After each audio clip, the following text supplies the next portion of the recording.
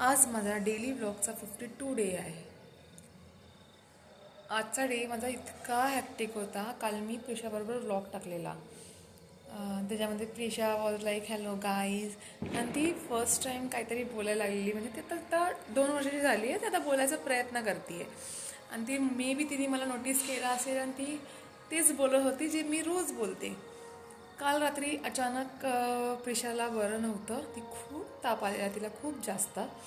त्याच्यानंतरच मी खूप टेन्शनमध्ये होती. अँड देन नेक्स्ट थिंग हे झालं की आज संध्याकाळपर्यंत पण तिला खूप ताप होता आणि अजून पण ती खूप तापामध्ये आहे.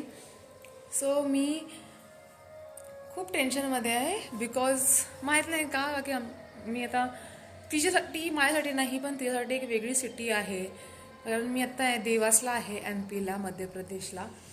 सो तिच्यासाठी ती वेगळी सिटी आहे, वेगळं वातावरण.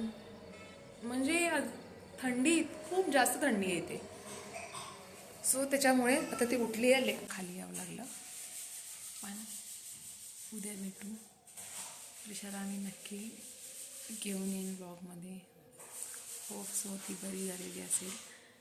कारण आमची उद्या मुंबईला रिटर्न जाण्याची परत तिकीट आहेत आणि आम्हाला जायचं आहे. त्याच्यासाठी आम्ही लोकांनी आज खूप तडजोड केली प्रिशाला बरं करण्यासाठी. आजसाठी एवढंच. आपण उद्या भेटू काहीतरी नवीन घेऊन.